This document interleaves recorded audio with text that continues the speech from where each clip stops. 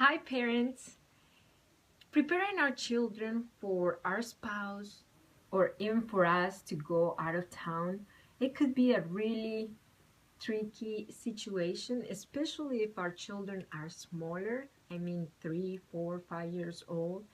We don't really want them to think or to feel that we are abandoning them, but at the same time we gotta do what we gotta do. It is tricky too that we don't want our children to think that we are abandoning them. My cousin called me and he was very excited that he got a new job, that it was a really good opportunity with good benefits, that he was gonna make really good money, but he needed to be out of town for 3 weeks. He was really concerned because he has a 6 years old beautiful daughter that he loves, he adores, and he really didn't want her to think that daddy was just leaving her. And I lived that situation myself, not with my biological children. I do foster care. Many times I have to prepare my foster children for me to go to Colombia, to go out of state. They're not allowed to go out of state, so many times I had to prepare them for me being out of town for a while, or even when they transitioned out of my house, I had to prepare them for that. I always made sure that my children knew that we were still connected, that even though I was far, even though I couldn't see them or they couldn't see me, I was still there for them. I was still a part of their lives. When children are small, they're very visual. I always use a really good thing, and it's something that I told my cousin to do. It worked really well for me. It was to give my children something that they knew I valued a lot. You give it to them. You give it to them and you make them in charge of that thing that you appreciate a lot, and you tell them, okay, I want you to keep it for me. I want you to keep it safe, to keep it in a place, because when I come back, you're gonna give it back to me. And that's gonna actually create a certainty in your child's mind that, yes, I have something tangible that tells me that mommy and daddy are gonna come back.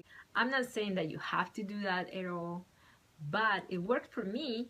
My cousin said it was a really good idea, so that might be something cool to try it out.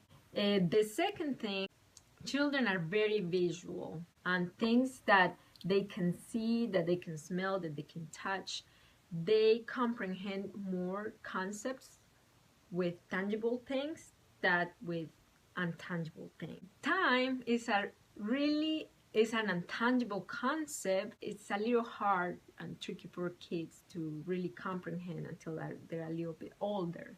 It's really good to add a tangible thing, such as a calendar, to an intangible concept, such as time.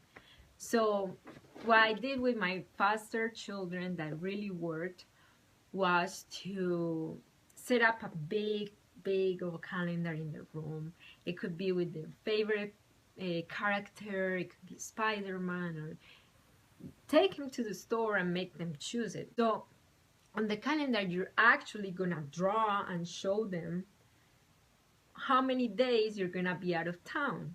So you're going to tell them, okay, I'm gonna be out of town the 16th, 17th, 18th, and I'm gonna come back on the 20th. And then you mark it down for them, and they're gonna see it, and then the person that stays with them, mommy or daddy or whoever is gonna stay with them, every day you can mark, okay, today is the 17th, let's go put the X mark or whatever it is, or the sticker, your favorite sticker, and then they're gonna see, okay, I just need 2 more stickers for mommy to come back, or I just need 1 more sticker for daddy to come back. And that's gonna give them, a tangible concept of the time that you're gonna be away. The third thing, let's take advantage of being on this time of age. Let's take advantage of technology. You could keep the things that you are used to doing for your children, you could keep doing it for them from the distance. You could still be part of their routine.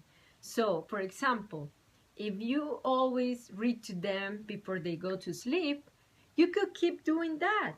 And they would actually have something to look forward to when bedtime is coming.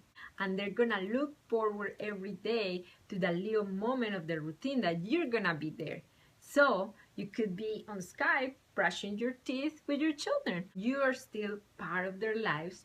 You're still part of their routine. I hope these ideas could help you. By no means I have all the answers, or I think that you have to do all these things, but they're things that helped me as a foster parent. If this video was of any help for you, or if you have another tip that I can keep using, please let me know on the comments down below. Don't forget to subscribe to my channel, and I will see you next time. Bye!